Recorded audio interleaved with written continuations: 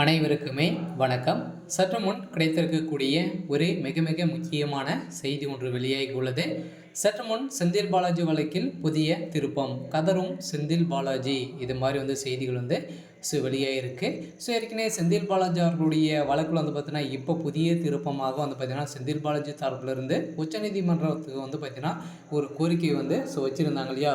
இந்த கோரிக்கையை எதிர்த்து பார்த்தீங்கன்னா எந்த ஒரு ரெஸ்பான்ஸும் கிடைக்காத, அமலாக்கத்துறை பார்த்தீங்கன்னா எந்த ஒரு ஈடுபாடும் தெரிவிக்காத இல்லாத நிலையில் தான் இப்போ பார்த்தீங்கன்னா இவருடைய செந்தில் பாலாஜியுடைய வழக்கில் ஒரு மிகப்பெரிய திருப்பங்களாக இருக்கும் நிலையில் இப்போ செந்தில் பாலாஜி அவர்கள் ஏற்கனவே சட்டத்துக்கு விரோதமான பண பரிமாற்ற வழக்கில் சிக்கியிருந்தார் இல்லையா.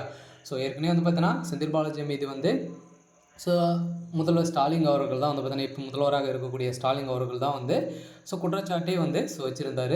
இந்த குற்றச்சாட்டுகள் பார்த்தீங்கன்னா ஏற்கனவே செய்த ஊழல்கள் அனைத்தையுமே செய்த செந்தில் பாலாஜி அவர்கள் மீண்டும் திமுகவில் இணைத்து அமைச்சருக்கு பதவி கொடுக்கறது மக்களிடையே பார்த்தீங்கன்னா ஒரு பேசும் பொருளாக தான் மாறி இருக்கு. இதன் அடிப்படையில் தான் செந்தில் பாலாஜி அவர்களுடைய வழக்கில் இப்போ உச்சநீதிமன்றம் பார்த்தீங்கன்னா தீர்ப்பு அணுகக்கூடிய நிலையில் தான் அவருடைய ஒட்டுமொத்த பதவி முடியக்கூடிய அளவுக்கு தீர்ப்பு வழங்க போகிறாங்க. என்ன தீர்ப்பு வழங்க போகிறாங்க அப்படின்றத தொடர்ந்து வீடியோவில் பார்க்கலாம். அதுக்கு முன்னாடி நம்ம சேனலுக்கு இப்போ தான் நீங்கள் முதல் முறையாக வந்திருக்கீங்க அப்படின்னா மறக்காமல் நம்மளுடைய சேனலை சப்ஸ்கிரைப் பண்ணி சப்போர்ட் பண்ணுங்கள். வாங்க வீடியோக்குள்ளே போகலாம்.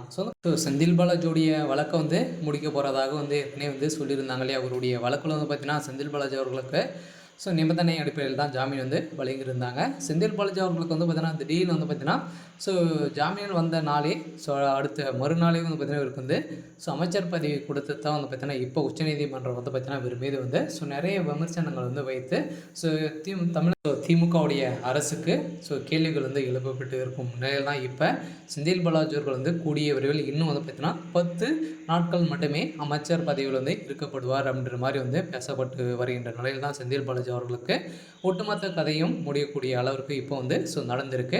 இருந்தாலும் இதில் என்ன ட்விஸ்ட்டு அப்படின்னு பார்த்தீங்கன்னா ஏற்கனவே அமலாக்கத்துறையால் தான் செந்தில் பாலாஜி அவர்கள் கைது செய்யப்பட்டார்.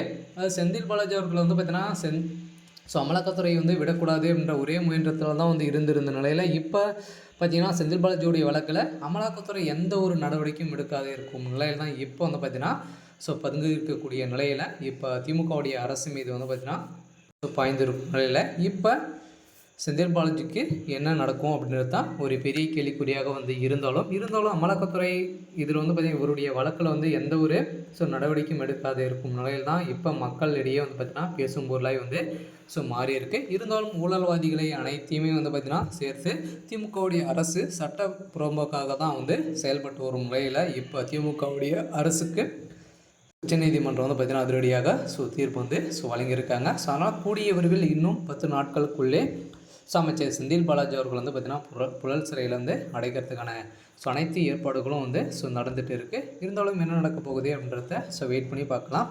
இது மாதிரி செய்திகளை தெரிஞ்சுக்கணும் அப்படின்னா மறக்காமல் நம்மளுடைய சேனலை சப்ஸ்கிரைப் பண்ணிக்கோங்க. தேங்க்யூ.